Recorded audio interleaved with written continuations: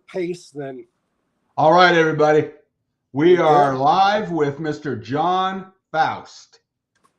He is my co-host and the person I blame for everything that goes wrong on the network. And John, welcome. Thank you. Good I kind morning. of turned on the live in advance. You were telling me that you're having a busy week. Let's tell the listeners what you're dealing with. Well, I'm not really necessarily dealing with anything, but most of you wouldn't know, but I'm a semi-professional photographer as well, and I don't necessarily do it for a living anymore, but I still do a lot of pictures. So Let's rephrase that. Let's say you are a retired professional photographer, because John has some humility in this area that I happen to know about. He has been a photographer for a long time, and he has all of the tools and the equipments and the computer adjusting stuff. I mean, he's not, telling you the truth. John is a wonderful photographer, but he only does the work that he wants to do now. So it's kind of like a Big Papa situation. yeah, it is. And I only work for the people that I want, when it gives me joy. And you know what? That is exactly the case. And I got to jump to a photography related subject. I had dinner Friday night. Actually, I don't know. Where did you go to high school, Mark? I went to Littleton High School. Oh yeah, you were okay. Well, I'm probably more in touch with a few of my high school friends. Well, I am not kind of. I'm more in touch with a few of my high school friends now than I was when I got out of high school. Because I have had that very thing happen as well. Yeah. And one of them is Randy and Hattie Reed. And Randy is a former mayor of Castle Rock. And they are wonderful people. And I actually went over and had dinner with them Friday night. And I don't know the whole backstory on this, but through Ancestry.com, Hattie found a relative, and it is an older gentleman by the name of Alan. And Alan was struggling. I don't know what the details of that was, but being who they are, they took Alan in, and he lives at their house now. And Alan's a little older, and I'd never met him. Well, Alan was a photographer. He was a fire chief in Monument. He was a fire chief somewhere in Oklahoma, but he's also at some point became a photographer, and he is good. He was good. And one of the people that he did pictures for is someone that I know you'll know who it is, Gary Hart. Do you remember Gary Hart? Refresh my memory. Well, Gary Hart was on his way. He was running for president. And he was on his way to be president. And as happens to many politicians and famous people, his affairs caught up with him. And when I say affairs, I mean an affair with I can't remember her name. They were on a boat called Monkey Business. And so basically, he was on his way to be president, and he probably would have won. And that just threw everything to hell in the handbasket. Well, this Alan was Gary Hart's personal photographer, and had Gary Hart been elected, he would have been the presidential photographer. Oh, wow. Yeah. And he is a really, he was a little hard to kind of keep up with because, again, I think he's older and he's having some issues. But there's no question he was a great photographer. He had some great stories. And I just thought how interesting is this that I come to have dinner with friends and they were great. I'd never been to their place. And so it was just great to talk to him. And I'm thinking to myself, man, this guy was like one step away from being the presidential photographer. And that's pretty good position. So anyway, so that's my rant on that. So anyway, I've just been busy. Matter of fact, when we get done with this today, I've got to download pictures, and it's going to be a download and editing kind of day. But that's okay. I like it. So that's the magic in the new age photography. It is editing after the fact. I mean, it used to be people were less critical of photos because you'd get a couple of good shots and that was a big deal, and that's the way it was. Yeah. But now the pressure with the technology and the computer enhancement of the pictures is, you got to shoot 100 good pictures and they all got to be right. And like it or not, that's the way it is. Well, and truly good photographers are people that take pride in what they do. And I'll always tell people, just because you have the ability to edit something, take pride in your work so that when you see your pictures, you don't have to like super edit things. Copy that. Get a good picture. And then if you need to touch it up a little bit, so much the better. The thing I like more than anything is I have the ability to crop the pictures. And so, yeah, but you know what I'm saying? Take pride in what you do. And I think to edit. So we can do a different show sometime on photography and videography and what your thoughts of the AI and all that kind of stuff is. It's not for this audience, obviously, but I think people would be interested in hearing about that. Yeah, and you know what? I need to know. I really have not done virtually anything with the AI thing. I know it's there. I kind of understand it. It's like last night I was at a sports bar doing pictures of the Poudre Valley Playboys, which by the way, they're really good. They are so good. And somebody asked me a question about, well, why aren't you doing this? And why aren't you doing this? And I looked right at him and I said, you know what? I can only get so many things done in a day. Well, I'll chime in with that and say, with my kidney failure and the dialysis that I'm on, I used to have 2 hours that I could just get up, but I was sleeping 22 hours a day. And I've lengthened that to about 6 or 7 really good productive hours in the day. And then I go to sleep till about 8 o'clock. Then I get up and, pitter patter till about midnight and goof off and then go back to my bed and do my dialysis for 8 hours. So I've got 6 hours and I straight up neglect some things. I got to be honest with you. I don't pay my credit cards like I should. I don't whatever. I mean, I catch up to them, but I'm not as active in my responsibilities because I got 6 hours.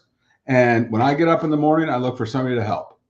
And if I need to help somebody, then I spend half an hour with them or 2 hours with them and talk to them about their business or what they're doing or their finances. And if there's any extra time to take care of me, as far as clerical crap goes, then I do that.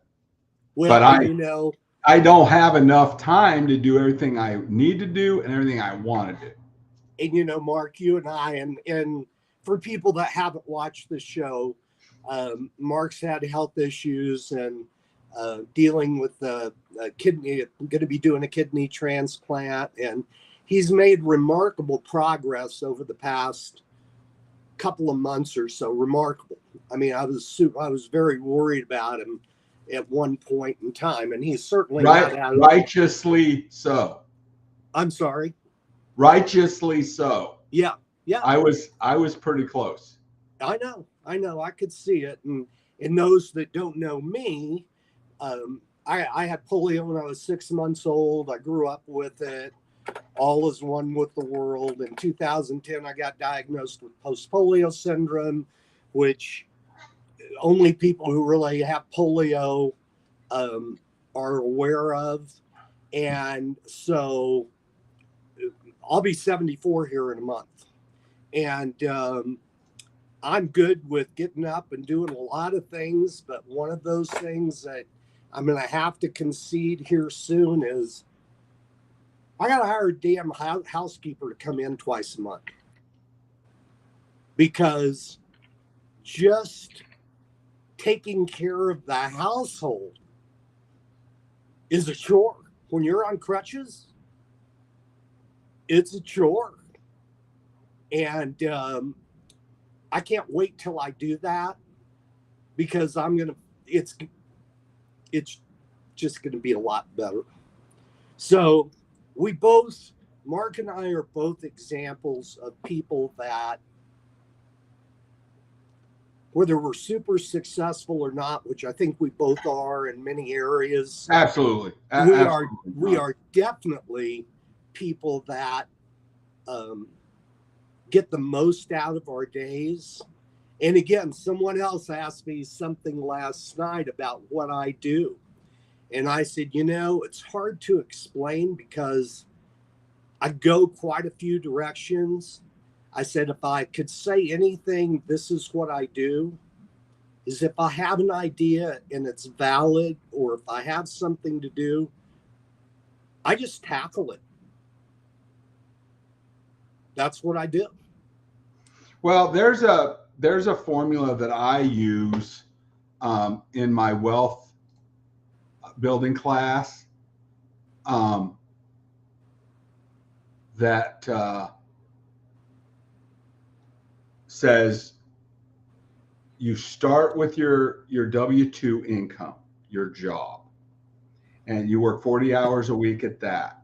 And then you work 20 hours a week overtime. Or if you can't get overtime, you start a side gig that you're doing and you're working 20 hours a week on that. So you're taking your W-2 and then you're making sure that you invest that in the tax deferred IRA or Roth IRA, whichever is appropriate. But then you take your W-2 income and your side business income and dump that into other vehicles that are making money for you while you sleep. Either a rental property or building a lawn care business or whatever. But it's always building up that money within your gratitude range. And if you're a person who is in a double wide mobile home in the nicest park in town, and you've got a little money in savings, you got a reserve fund, and you've got good friends, and you're being able to use that money to make appropriate memories, then you've won. You've got dreams, you've got a job of work to do. And I tell people, especially in this economy, because they're not hiring, they're laying off, and they're saying they're hiring and they're not hiring. So if you have to, adjust who you think you are, and you're a bartender or a server or working at McDonald's or you're doing whatever, okay, that's just your W-2. And nobody fulfills their dreams on just your W-2. Correct. Generally, okay? Yeah. But we're doing other things. And if you're investing $10 a week, $100 a week, $100,000 a week, doesn't matter. You're building your particular dream And the real value is the friends and the connections and the memories that you have. That's the real value. And oddly enough, the more money you get, because I deal with a lot of deca millionaires and very high net worth individuals, as you know.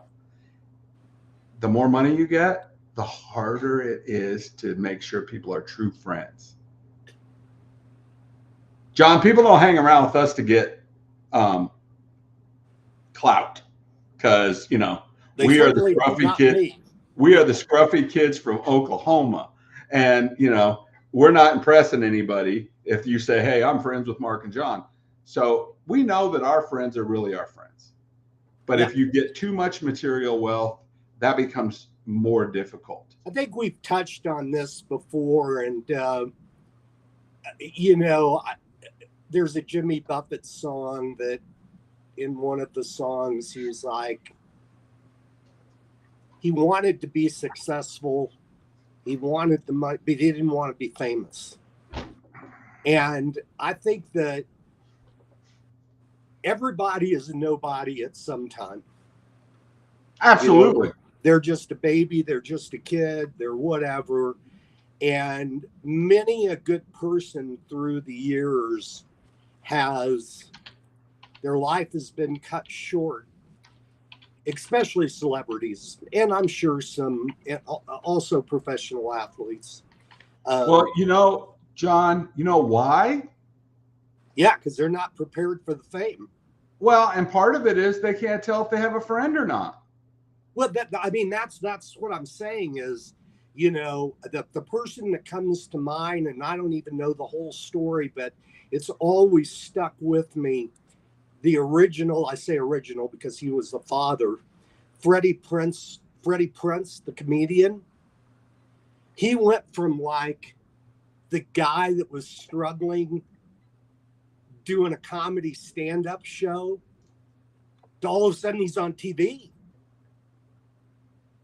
And he was not mentally prepared for any of it. And he ended up, I don't know if he died of an overdose or if he committed suicide, but he became so famous that his mind could not process it. And the other night, and I didn't pursue this, but I was at the Denver Athletic Club a few weeks back for a ladies professional racquetball event, and we were doing a thing up on the rooftop of the DAC, which by the way is just an outstanding place. And I'm talking to someone I've known for a long time, and he's young to me because I've known him since he was a kid, and he's probably in his 50s now. And he turned to me, and out of nowhere he said, "I don't think you know how well known you are." And I know I just went, okay. And I still don't know what that means. But here's what I do know.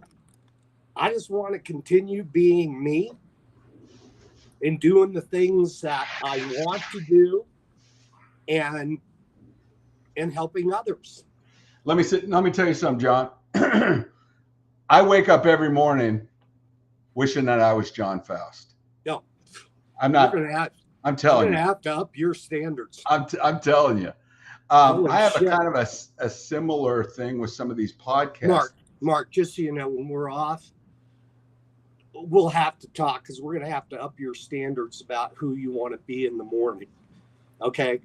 Because you've got some issues here. I didn't know you were psychologically. Let me tell you something. You are not the first person to tell me that I need help. I know people ask me that all the time, especially with the crutches, and they're being nice. They'll go, "Can I help you?" You need help. They'll say, "Can I help you?" And many times I'll turn and I'll go, "Are you a psychiatrist?" So anyway, sorry. Especially when not the psychologist, the psychiatrist, because I want you to prescribe me some drugs if you want to help me. Exactly. Actually, I don't. I do the best. I do the best I can to take the least amount of anything that I need. Even when I was a kid and I would be in great pain and I'd be in the hospital and they'd want to give me a shot and I wouldn't want to take it. There would be times I'd have to, but yeah, I don't. Yeah. You know, it's tongue in cheek because especially with my kidney failure, I'm not allowed to take NSAIDs. I'm not allowed to take a lot of things. So I don't take a bunch of things for pain because I don't want to go to that next level where it does Yeah. something else to me. Yep. And so I really try to not do that. Also, I'm 25 years sober from alcohol. Yep. I'm Yep. about 7 or 8 years sober from chewing tobacco. And I do all those things because God wants me to stay here and I need Yep. to be at my full capacity for my grandkids. But let me tell you something. If I'm ever terminal and the doctor ever says, "Hey, Mark, you got 6 months," I may do some stuff. Well, yeah, and I may do some stuff. Yeah, so would And I. I may party with my motorcycle brothers like I never have because a lot of them are drinkers. And if I have a drink with them on my way out, I'm not going to worry about it. But Mark, do you know who John Prine is? uh-uh, The singer? uh-uh. I won't explain it, but John Prine, he passed away. He died of cancer. And Bonnie Raitt. John, you've heard a lot of his songs, but Bonnie Raitt, yeah. his songs are all stories. I love that. And one of his stories is kind of about dying. And it makes me laugh every time I hear it because he talks about the things he's going to do. And yeah, sometimes if you listen to music at all, pull up a few John Prine stories.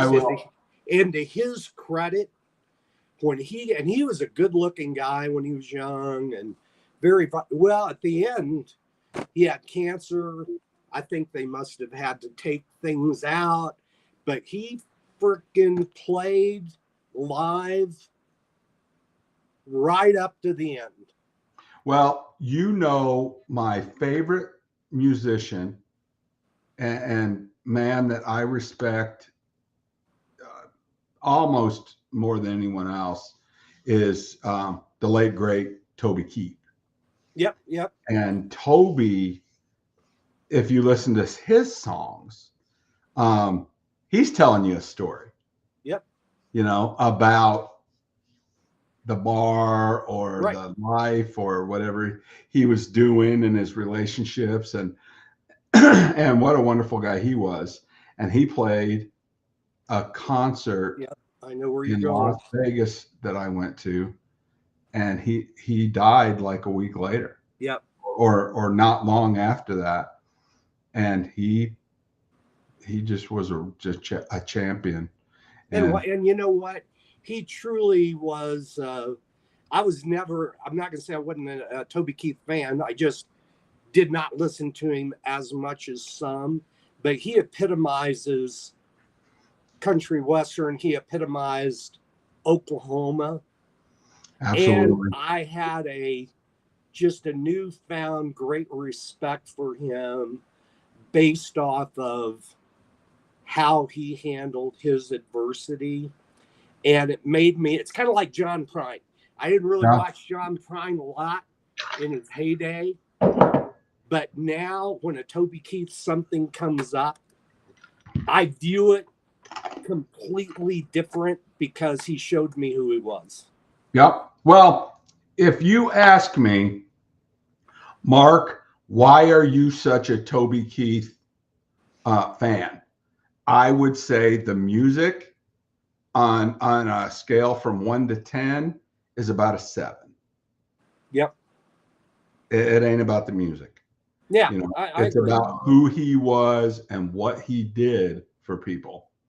And to me, unbelievable. he was on the front lines with the troops playing acoustic guitar Yep. for Yep. Yep. them. He has a charity called the Kids Corral that takes care of little kids with cancer. When he died, I heard that his last thoughts were, please take care of these little kids that have cancer. Please make sure that the Kids Corral, goes forward. And that's my 1 through 7 on him, and I could tell more, but Yeah. what And a great these are guy. the things, Mark, that I did not know about him until you and I, till it was when I knew that you guys were friends, and his daughter lives down the street or something. And Right. I live in that neighborhood. Yeah. yeah. And so that's when I started to really find out more personal things about him that gave me that newfound respect. And not on the show, because I don't want to say it on the show, but I kind of had a little epiphany last night about another Facebook page, and we'll have to think it out, but I think it has merit. Okay. And it's actually going to based off of some of what we're saying about things that people do. Okay. So I want to meet with you in the green room after we're done here. okay. And I got a couple of things to go over with you, but then I want to do a 5-minute spot on the page and a 5-minute spot on the group. Yep. So that people don't have to listen to all of our nonsense to just hear about the group. And Do it. It's come a far enough at almost 250,000 members that it deserves its own address. Yep. And we'll talk just about the group and just about the page and what we're doing, what our mission is, that kind of thing. This is just kind of you and me flapping our gums. So do you want to talk about it now? I just want to do a couple of spots for the members. You and me as the founders talking to the members, after we get out. And for people that don't know, back in December, I called Mark to check in on him, and we were just talking, and he said, "Hey, we should do a podcast and just do what we're doing." And I'm like, "Yeah, that's fine." And he goes, "Well, let's just do it now." I'm like, Mark, seriously, I was really just calling you. And so then I came up with the name Old Souls. Well, months later, Mark came up with Baby Boomers, Old Souls, 1946 to 1964 Facebook page. And he started it and, kind of started going, and you'd look at the page and go, oh, cool, look, we got 5,000 members. Which was cool. unbelievable. Yeah. I mean, we had 18 members, and I was like, holy crap. Right. And then I would look, and it'd be like, oh, hey, look, we got 30,000 people. And as of last night, although I didn't look, I am reasonably certain that we're like at 245,000, I believe. 248. There you go. 248,000 people.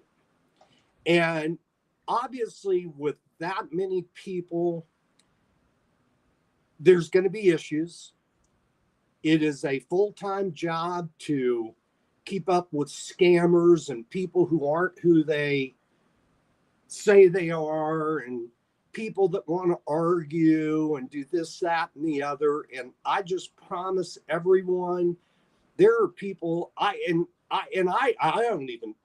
do so little of the maintenance, but I try to stay on top of deleting bad, there's no politics, no religion. Don't be a bully. Don't be demeaning. We don't have a need for that. We want people to enjoy the site. And some people come in and they go out, and if they go out, sorry. All I know is we are doing the best we can to make the site a positive place for people to reminisce about growing up. Well, I'm trying to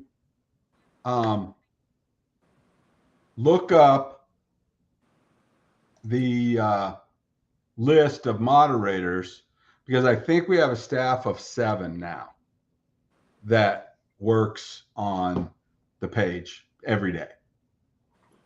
All day. Yeah, they vet the members. They look on the, there's a shepherd moderator that watches over the goings on, and they ban bad actors and people that aren't doing what they're supposed to be doing, because we're protecting the audience of pretty much senior citizens that are, and the mission is somebody is shut in and they're homebound or they're in an independent living facility and they don't have a lot of interaction. This is their group, their window to the world. And we make sure that that's a safe environment for them. And it takes a lot of people to make sure that there's, no predators or toxicity or whatever. But if you and I have helped one person say, oh, I love listening to those guys because, they're dealing with the things that I'm dealing with too, and they're still being positive. Maybe I can take a little bit better approach on my illness or whatever. That's a win. This whole show is a win about helping one person who's lonely and doesn't feel like somebody loves them or cares about them. And the group only enhances that. They can make a little post about, roller skate key they had when they were little, and they're part of it. And so that's the redeeming factor of what you and I are doing, John, that I love so much. And it takes a lot of work by other people than you and me. I'll be honest with you. I let them take it. You let them take it. Yep. If they need our help, we give them some advice, but they're really doing all the heavy lifting, the moderators and the members, and the members that are reporting things and, they're cleaning up our own, pond. And it's almost like a dichotomy of how the world should be. Yep. Be polite, love your neighbor. Right. If you run into somebody that's toxic, get rid of them. Get them out of your life. In our case, we ban them from our group. And they go, oh, it's my right to talk about politics, and you can't say no. Absolutely. You talk about whatever you want to, but here, there's consequence of you getting kicked out of the clan. Yeah, absolutely. And I had another guy tell me, well, you're suppressing my free speech. Yeah, exactly.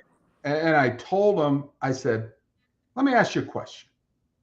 If I walked into your house and I started disrespecting your children and your wife, would you let me stay? Yeah. And exactly. This is my house. This house belongs to Mark and John and Sherry. And Sherry is running her own motorcycling training charity, 501c, and she's too busy to be screwing around with us right now, but she's definitely part of the team. And this place belongs to us. And our moderators enforce our beliefs of what's going to make everybody happy. Yeah.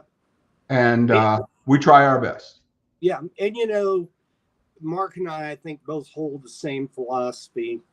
Anything that I've succeeded in life, unless it was just truly an individual effort, whatever success I've had has been because of other people.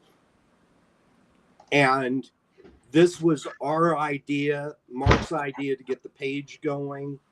But right now, our moderators and the administrators, they're doing the dirty work. I mean, we jump in and try to periodically do things and pitch in, but they're really the people that that are making it work. So Absolutely. thank you to Tony, and I can't even name the other names, and so probably shouldn't even said one, but thank you. No, but there's a list of them, and we Yeah. celebrate them every day. And I will definitely post about them. But there's a blessing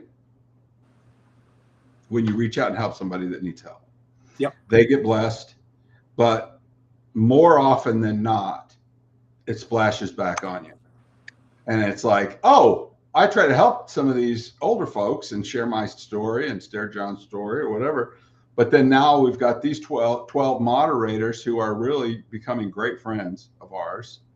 Yep. And now it's 250,000 new friends that we have that are on the thing, and we're blessed with, this thing that we've been given control of. And it's like money, you don't own this content or the eyeballs and all that kind of stuff.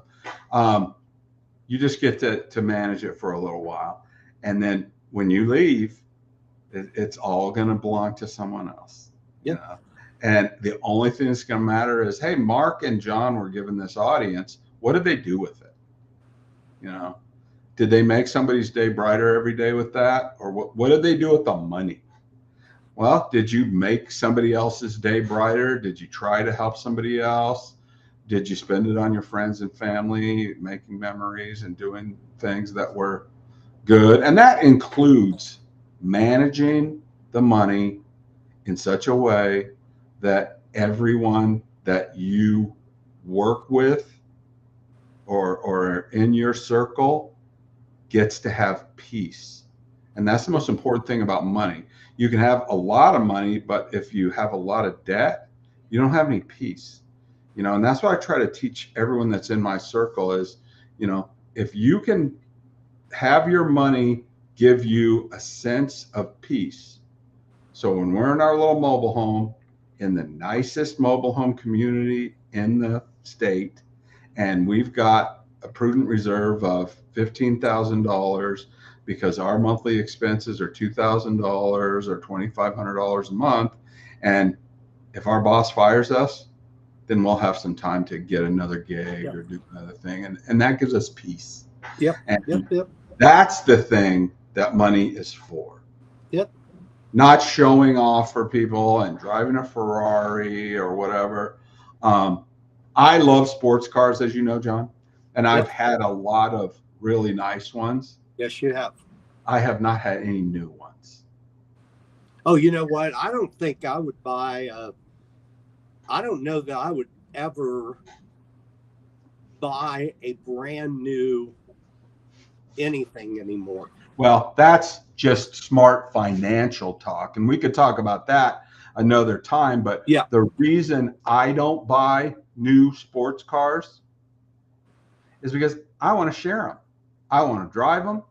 Yep. And my 21-year-old granddaughter or 18-year-old granddaughter when she was 18, if she wanted to, Big Papa, can I drive your car to homecoming? Yes, here's the keys. And it's a thing to be used. And the daughter is a treasure to be valued, and the granddaughter or whatever. But I don't want a brand new car. I don't want something that I'm worried about. I want to enjoy it. I want it to be nice. I want it to be clean, but I want it to be, something that I can share with people. And if my wife wants to go out with our daughter who's visiting and drive that car instead of something else, I don't want a new car. I don't want anybody. I want my friends. John, if you come out to Oklahoma and you visit, I'll give you the keys to the Corvette and say, hey, this is your ride while you're here. And if you want to go see some of your people in Tulsa or whatever, have fun.